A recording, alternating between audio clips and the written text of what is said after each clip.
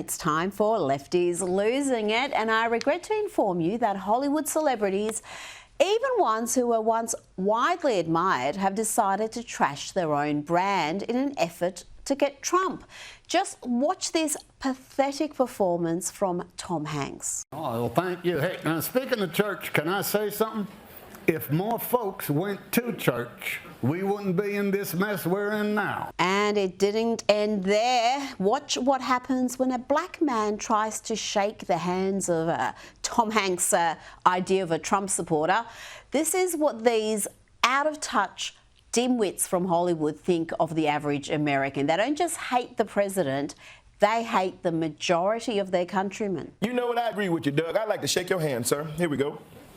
No, oh, no. Oh, no, it's just a handshake. Yeah, it's just a handshake. Yeah, all right. You're welcome at Black Jeopardy anytime. All right. Well, thank you, my brother. Maybe I'll start a show for you to come on, and we'll call it What Jeopardy? No. We don't need it. We don't need it. Remember when Saturday Night Live was actually funny? Me neither. That's just weapon-grade cringe, bereft of any wit, insight, or anything approaching humour. And Tom Hanks and the SNL writers must think that's the average Trump voter, including the vast coalition of migrants who voted for Trump. They consider them all, what, dumb and racist? I call that projection. And before we look at more celebrities embarrassing themselves, let's see how average Americans reacted to President Trump, this time at Daytona. Listen for the crowd reaction when Donald Trump was on the big screen during the anthem, exactly like what happened at the Super Bowl. Star-spangled banner yet wave o'er the land of the free. Back to the celebrity class, and let's have a look at this brave and stunning bit of activism from singer Sheryl Crow, who has sold her Tesla as a protest against Donald Trump and Elon Musk. Time to say goodbye. She posted that herself, yes. And there's more. She had to virtue signal about donating the proceeds to leftist media outlet NPR. Just so brave and stunning. Now let's go to Rachel Maddow at the lunatic asylum that identifies as MSNBC. Listen here as she beclowns herself with this bit of fake news. Elon Musk has apparently somehow convinced the United States government, specifically the United States Department of State, that the taxpayers of the United States of America should spend $400 million buying, quote, armored Tesla production units. Isn't it great and definitely not at all illegal or profoundly corrupt? Definitely not ripping us all off to pay themselves, right? Did you hear that? Profoundly corrupt, illegal, outrageous. Except there's one little problem, Rachel. I'll let Fox News' Jesse Waters fill you in on a pertinent fact. Donald Trump didn't give that contract to Elon Musk. Joe Biden gave it to him. It was Joe Biden, Rachel. It was Joe Biden. Just more misinformation from the chief Russian collusion hoaxer, Rachel Maddow. Now let's check in with a trans activist with this important message. My pronouns aren't preferred, they are mandatory. Do not purposefully misgender trans people. You do not get to decide how someone identifies. My pronouns aren't preferred, they are mandatory. No, they're not. And talking about trans activists, here is one with Michael Knowles. And she first claims that men identifying as women are not stealing women's trophies and medals. And then within seconds, there's a flip. Apparently, it's a good thing that that's happening. 900 sports trophies from women in recent years. And they didn't take 900. They took 900. There's a report just came out from the United Nations, actually. 890 trophies and medals across 600 women who were competitors, across 29 different sports and 400 competitions. That came out like yesterday. And they deserved them. It didn't happen, and they deserve them. Okay, that is the logic I hear from the pro-trans crowd. Yeah. Thank you. They do deserve them. It didn't happen, and they deserve them. Michael Knowles has the patience of a saint. Now let's have a little trip down memory lane to Donald Trump's first term when he warned the Germans about becoming too reliant on Russian energy. Germany will become totally dependent on Russian energy if it does not immediately change course. Here in the Western Hemisphere, we are committed to maintaining our independence from the encroachment of expansionist foreign powers. The German contingent thought that was hilarious, and the man you can see sitting at the front there, laughing his silly little head off, is Christoph Huchsen, laughing and thinking it was all one big fat joke. Now remember him, because I'm going to come back to him. And as you know, Trump was right. Germany's dependence on Russian energy has been disastrous for the nation in recent years. But do you think the Germans have learned to listen to good advice? No. When JD Vance gave a groundbreaking speech in Munich last week about the biggest threats to Europe coming from within, when he warned them about the sinister suppression of free speech in European countries, the growing anti-democracy sentiment among the elite, and the manner in which they have allowed millions of unvetted migrants to flood in, well, the Germans were again aghast. You can almost hear the gasps as JD Vance speaks. No voter on this continent went to the ballot box to open the floodgates to millions of unvetted immigrants. But you know what they did vote for? In England, they voted for Brexit, and agree or disagree, they voted for it. And more all over Europe, they're voting for political leaders who promise to put an end to out-of-control migration. And you guessed it, among the most appalled by JD Vance's speech was this guy who had a little cry about it. So let us stick to these values. Let us not reinvent them, but focus on strengthening their consistent application. Let me conclude, and this becomes difficult.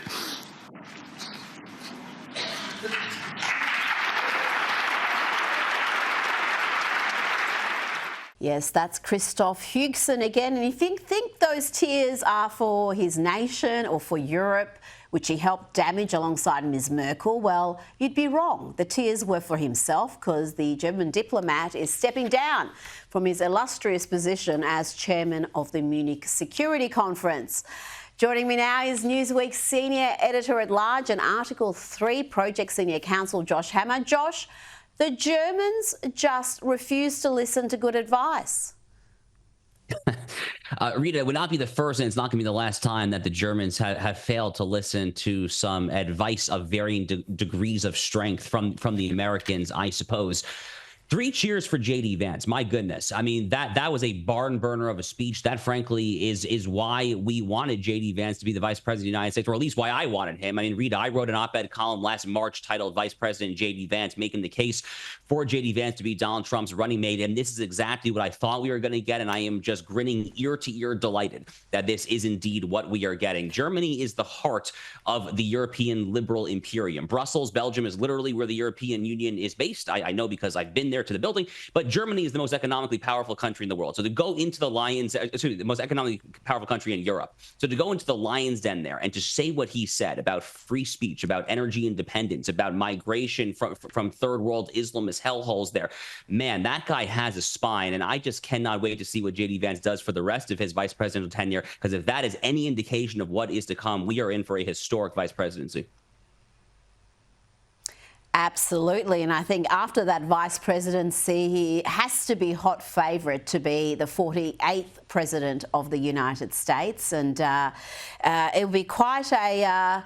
can you just imagine him continuing that Trump agenda if he's got... I know I'm getting ahead of myself, but I'm thinking about 2 terms for JD Vance and what could be achieved if you've got those solid 12 years of meaningful change in America. It's exciting to think about. But let's stay in Germany for a minute. Let's look at the manner in which they are cracking down on free expression, or what they call online hate speech. Inside, 6 armed officers searched a suspect's home, then seized his laptop and cell phone. Prosecutors say those electronics may have been used to commit a crime. The crime, posting a racist cartoon online. At the exact same time across Germany, more than 50 similar raids played out. Part of what prosecutors say is a coordinated effort to curb online hate speech in Germany.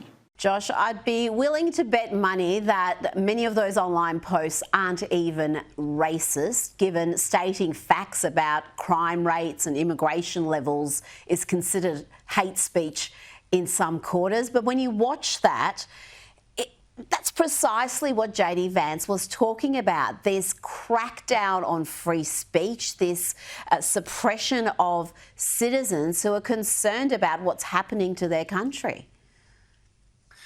Yeah, Rita, the country of Germany suppressing free speech. What could possibly go wrong? Oh, wait, yes, tragically, we have been down this road before.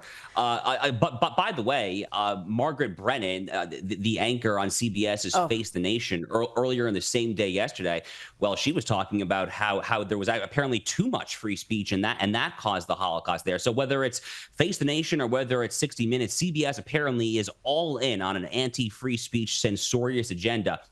Makes you wonder why CBS is actually a distant third in the mainstream media ratings behind NBC and ABC. Frankly, all of their ratings are falling, but CBS is dwindling more than the others there. But the state of free speech all across Europe and both the continent and the UK is genuinely appalling right now. And the UK in particular really makes me want to cry because I'm something of an Anglophile, actually. I love the Anglo-American inheritance. I mean, frankly, Britain gave the world free speech in many ways there. But Rita, I'll share with you this brief anecdote.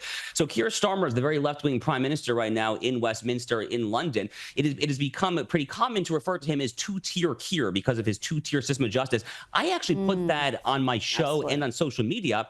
I had a friend who's a lawyer in London, Rita, get a load of this. He messaged me and said, Josh, you should take that down. I said, what are you talking about? He said, you won't believe it, but because of the long-arm jurisdiction statute that Britain has these days, you could be prosecuted for that. For me tweeting here from the United States that Keir Starmer is two-tier Keir. That's the state of so-called free speech in the UK. Tragically, in Germany, based on what we just saw, I think it's actually even worse. Now let's go to the US, where the Department of Government Efficiency has had a big win in the courts against the lawfare that the Democrats are launching. I know you wrote about this in Newsweek. You wrote about this so-called judicial resistance movement that has sprung up. And you say that these people involved in this may think they're acting nobly, but they're in fact acting unconstitutionally, and in the end, they're going to be humiliated. They're going to be humiliated because they are way out of line. And they're way out of line because the federal government cannot be shut down by the ruling of a lone lower court federal judge deep in the bowels of his chambers in Hawaii or Alaska or Florida or Maine. That is simply not the system of governance that our founding fathers here in America set up for us. In fact, in an 1804 letter that our third president, Thomas Jefferson, wrote to Abigail Adams, the wife of John Adams, he famously said in this letter that at the time that the judiciary here in America starts to decide cases not merely for the litigants before it, but purporting to bind the entirety of the federal government, that would be a despotic branch. Abraham Lincoln took the exact same approach. It's simply not the system we have here. So these so-called nationwide injunctions have to end. That is not part of the judicial power of which our Constitution speaks. The United States Supreme Court is going to have to weigh in here sooner rather than later. Thankfully, Rita, I actually am pretty optimistic that they will do so. This is a Supreme Court that is well constituted to rule correctly when it comes to bread and butter structural separation of powers issues. But it's incumbent upon the Trump Department of Justice to directly tee up that appeal. Once they do so, I think that the Supreme Court will grant it, and I think that they will rule correctly. Now, I covered Tom Hanks's pathetic antics on Saturday Night Live. I don't know how else to describe them.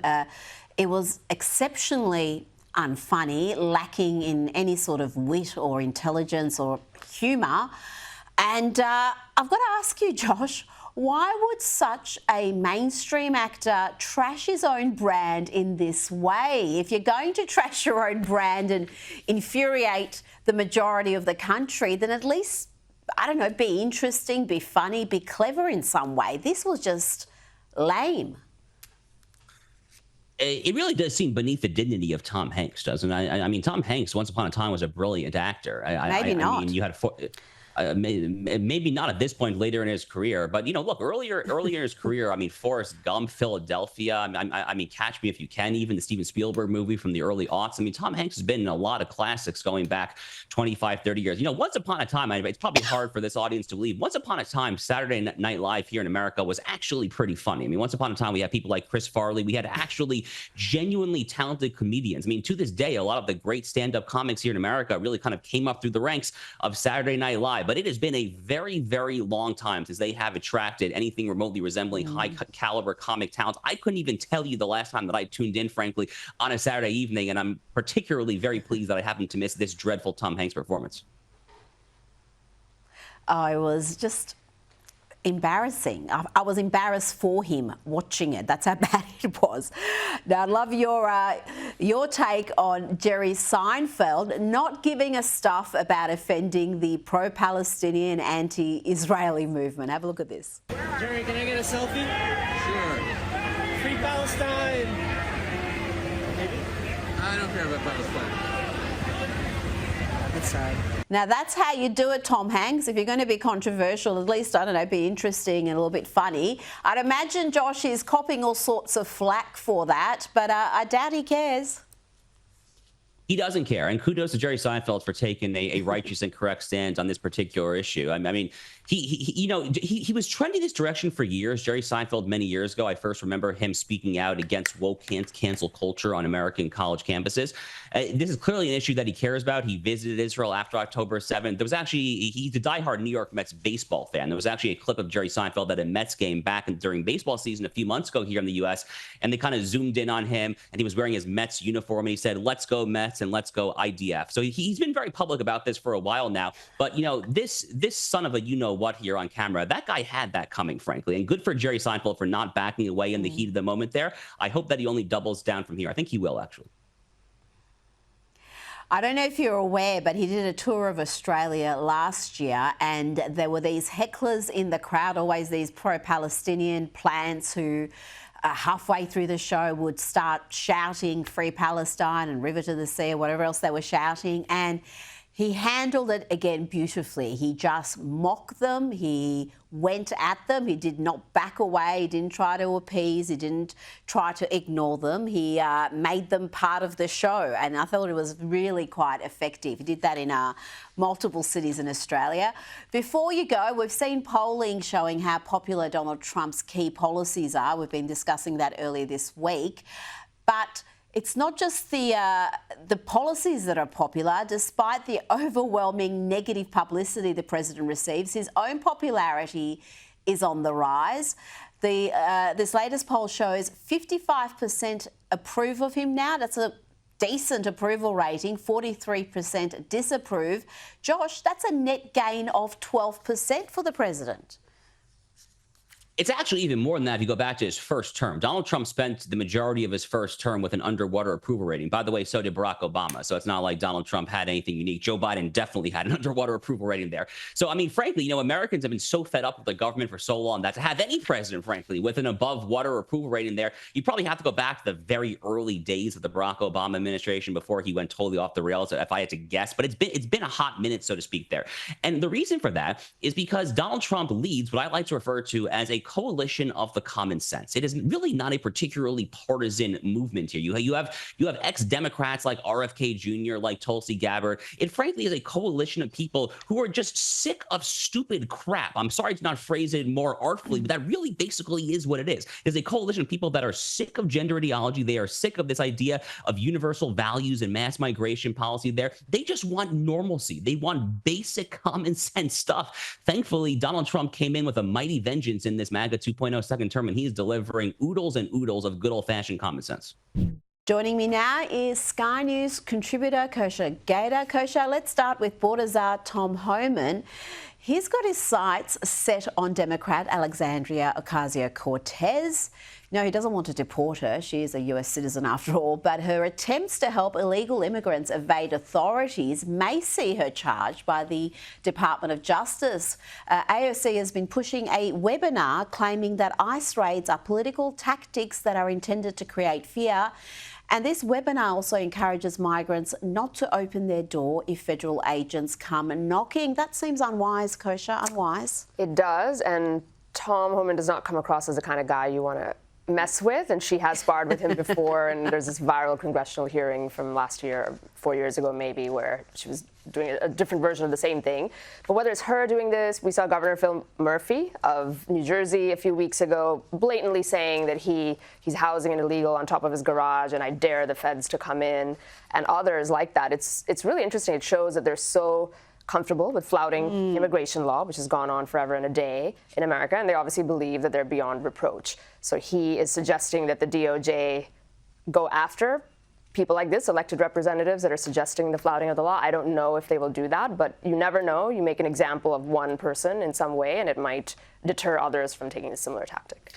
Well, it seems unwise politically as well. We know AOC and the squad, they're to the very far left of the Democrats, but really they have set the agenda, it seems, for some time. But the Democrats can read the polls. They know these programs to control illegal immigration, the deportations, controlling the crisis at the border, they're popular.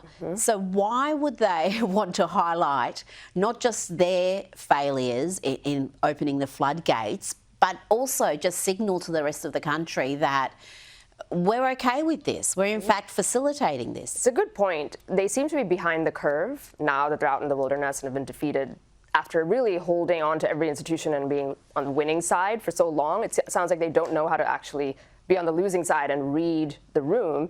And you're right that the public support for this has shifted so dramatically. Just even 10 years ago, it looked nothing like this. Now it's something like 59 to 60% of people support all illegals, not just the violent criminal offenders, but all illegals being deported. That is new. The American electorate has consolidated around this issue, and they seem to be stuck in a different decade, and they haven't caught up to this reality.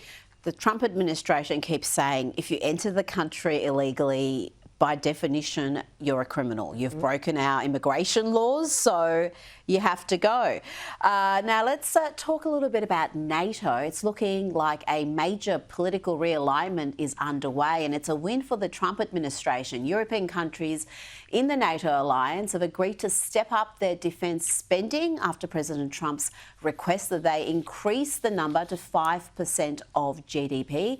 Here is NATO Secretary General Mark Rutte. Really, Europe is now stepping up. Last week, I was a bit disappointed that Europeans were saying, hey, we also have to be at the table, and why are we not there? And they're now really starting to dialogue, to strategize how they can support the peace effort, and that is important. By now, we are spending 700 billion more on the European side of NATO than before President Trump came into office. It is absolutely still not enough. We have to do much, much more. It's not enough. We have to do much more. This is after they've boosted spending significantly. And it's precisely what the US was pushing for. Again, a lot of people seem to deliberately misunderstand Donald Trump's strategy, what his goals are here. He doesn't want to weaken NATO. He wants NATO members to actually spend their money and not have just America carrying the load. It's a continuation of what he campaigned on even the first time and even before he entered politics. And the secretary over there actually has credited Trump in the past, where he said, you know, nobody ever asked us to pay up to our obligations before Trump. He did, so we're doing it. And something like 8 nations were delinquent and were not even meeting their obligations, which at the time was 2 to 3%. Now they're raising the obligation. This is what Trump and Vance and Pete Hegseth have been pushing over that conference and in other venues as well, to 5%. And in the 60s, that's where it was. It was around a little over 4%, what the EU was paying in the wake of the Cold War and that era. And now it's down to 1 to 2%. So that is kind of the point. 80 years post World War II, how long should America be the guarantor of security, subsidizing all sorts of other programs as a result of that in Europe, as well as what are we defending? That was the J.D. Vance speech that went viral, when they're not even acting like democracies in some ways, with censorship and canceling elections and all of that. So this is a watershed moment, and it's a big shift from post-World War II. I'll be talking with Josh Hammer later in the program about that J.D. Vance speech. I've listened to it a couple of times now. I also listened to his full speech in Paris a day or so earlier. His clarity is astonishing. The way he covered these major points in 18, 19 minutes, it didn't even seem to be looking at any notes. It didn't seem to be reading from an auto cue. And it was just crystal clear where the US stands, where its values are, and what it expects from Europe.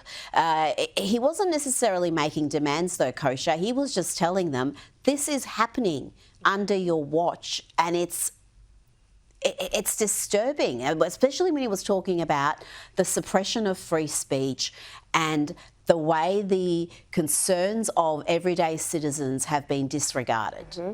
And that's the other piece of it. So part of it is, the first layer is the spending and having some sort of level playing field in terms of spending obligations, as we discussed. But the second thing is much deeper, which is that the shared alliance between European societies and American societies post-World War II was that, some of these tenets of free societies, freedom of speech, and other issues that he raised. And if they're no longer abiding by that, then his point is that's almost like a double whammy, that we're overpaying for your security and we're paying to defend a society that's kind of lost its way in terms of censoring its own citizens. And you're right, he did not mince words. He was rather blunt.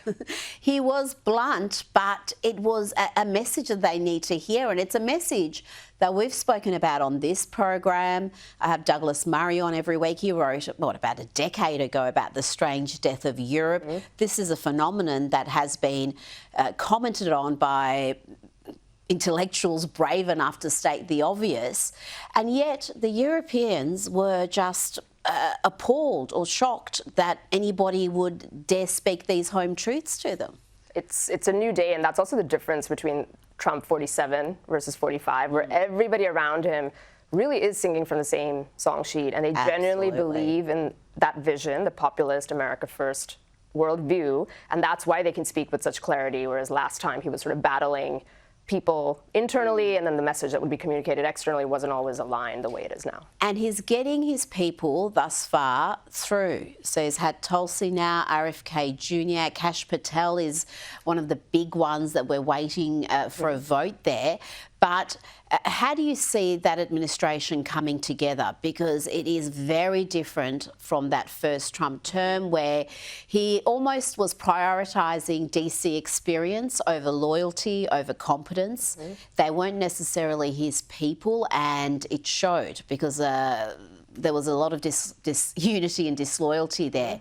How do you see this going? I know it's only been 4 weeks, but it seems to be a very systematic, methodological approach he's had to getting his people into key positions. 100%. Like Trump 2.0 seems like night and day compared to 1.0, where there, he was experienced in other realms, but so new to DC, and that was so evident, where he was relying on recommendations from other people and didn't really know what he was doing in terms of personnel. He's mentioned that himself.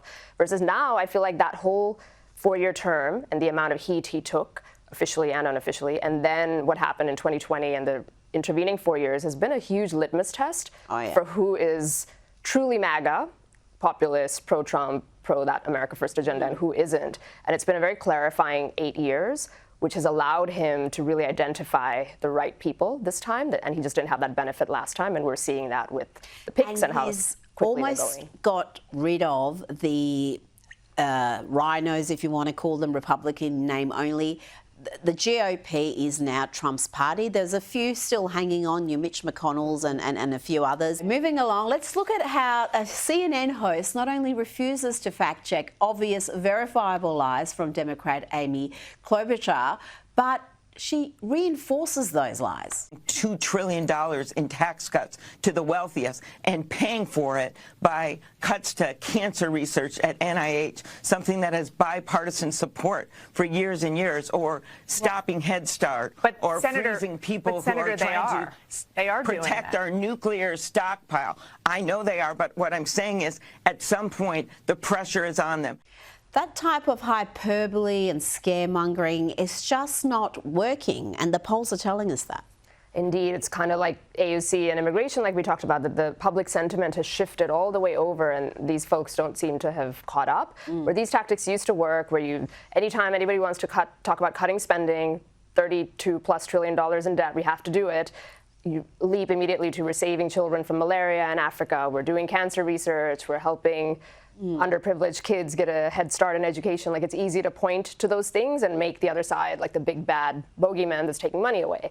It doesn't work anymore, and the way they're doing it with DOGE and just putting out the receipts, as they say, of how much waste, fraud, and abuse is happening, everybody's seeing it. It's disseminated all over social media, and then these tactics, I think, are going to fall flat, but that's the only playbook they know, so they're going to keep doing it. Absolutely, and the worthwhile programs, the ones that do enjoy public support, well, they're going to be absorbed into other parts. You don't need to have USAID in existence to devote funds to those worthy projects. Kosha Gator, thank you so much for your time tonight. Pleasure.